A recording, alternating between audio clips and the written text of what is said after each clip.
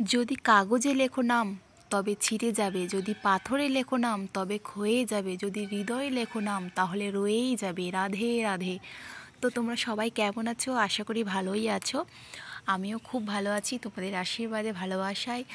তো আজকে ছিল মঙ্গলবার, শিবরাত্রির একদিন আগে। তো আমি ঘরে সমস্ত কিছু আর কি ধুয়ে দিয়েছিলাম, আর সব কিছু কাঁচা হয়ে গেছে, এখন শুকাই গেছে। তো এখন সব কিছু আমি ঘরে নিয়ে চলে আসি রোদের থেকে। আর বাইরে এখন প্রচণ্ড পরিমাণে রোদ, এখন রোদের কিন্তু অভাব নেই। তো সব কিছু এখন ঘরে নিয়ে চলে যাব। আর যাব একটু আমি বাজারে।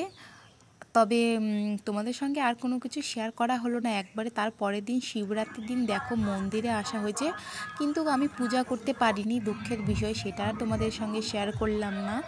তো আমি বাড়িতেও তারপরেও আমি একদম নির্জলা উপোস থাকি শিবরাত্রির দিন, একদম নির্জলা উপোস থাকে। শিবের মাথায় জল ঢেলে তারপরে একটু ফলটা আমি খাই। তবে কিছু কারণবশত আমি মন্দিরের ভিতরে যেতে পারিনি। তারপরেও আমি মন্দিরে আসার পর এখানে দর্শন করে প্রণাম করে, আর কি এইটা জেলখানা মাঠ বলে, এখানেই আমি আসি।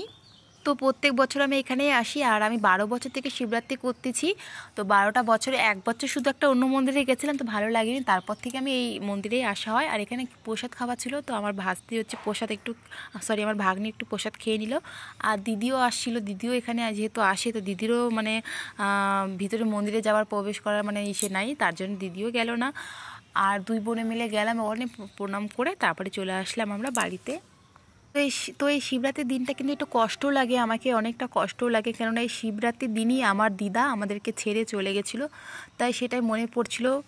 তারপর বাড়ি চলে আসলাম। তো এই যে আমাদের পুচকি, ছোট পুচকিকে আমি নিয়েছিলাম একটু কোলে, তো কাঁদলে না আমার কাছে আসলে একটু চুপ হয়ে যায়, তো তার জন্য ওর সঙ্গে একটু আমি খেলতেছিলাম। তো চলো, আজকে ভিডিওটা কীরকম লাগলো অবশ্যই কমেন্ট করে একটু জানাইও, আর কে কোথা থেকে দেখছো ভিডিওটা সেটাও কমেন্ট করে জানাও। তো সবাই ভালো থেকো, সুস্থ থেকো। রাধে রাধে।